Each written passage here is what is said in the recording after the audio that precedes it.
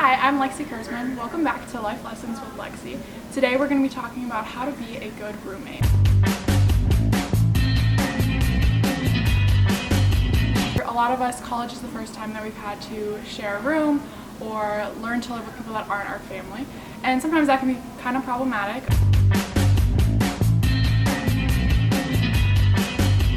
So one of the first things that you should be conscious about when you're living with someone new is being respectful of their personal spaces. I know for me, my bedroom has always been a really private thing. When I was growing up, I kept my door closed, and when I went to college and I have my own house now, I keep my door closed. That's my personal belongings. I don't need people digging through it. So if you're a roommate, I would just expect that when your roommates leave, you don't go through their stuff. You don't go in their room unless you ask them permission. It's 2019, just send a text if you need something, and I'm sure they'll get back to you right away. But just respect closed doors, respect people's privacy.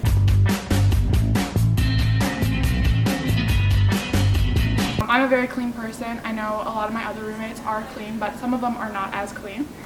So just a general tip is maybe consider making a chore chart so your expectations are met right away from the beginning. What you want your roommates to accomplish weekly, how you want your house to look will be a lot easier to monitor and notice who's slacking if you have a chore chart.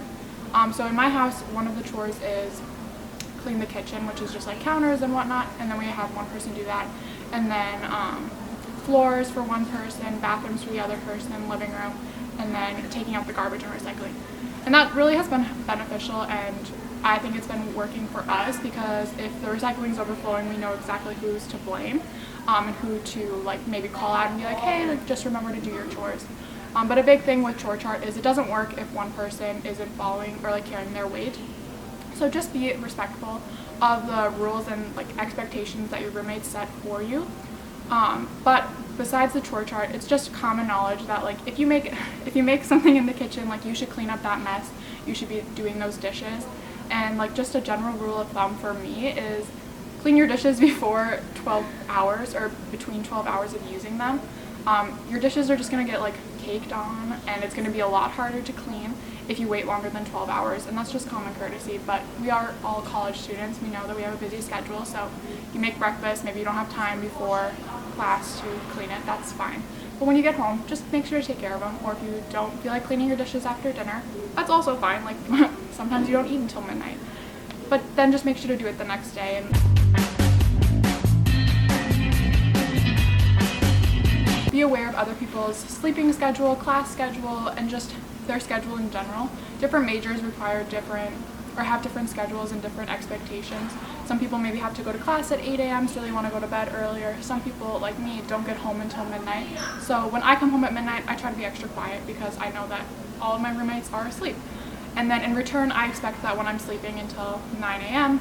or I go to bed on the weekends earlier to catch up, I expect that they're going to respect me enough to be quiet in return. So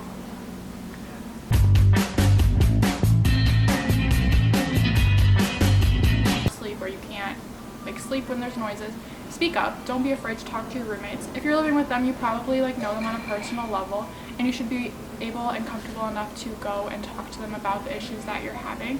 I know passive aggressive may seem like the best way, and you think that they're going to pick up on all your hints, but most of the time that doesn't actually work. They don't know what you're thinking if you don't speak your voice. So just don't be afraid to send a group message if it's something little, or if it's something big that's been working up. Sit down and have a roommate meeting. As cliche as that may be, you should feel comfortable and happy in your home. So if you're not, you need to make steps to improve your living situation. And thanks for tuning in for Life Lessons with Lexi.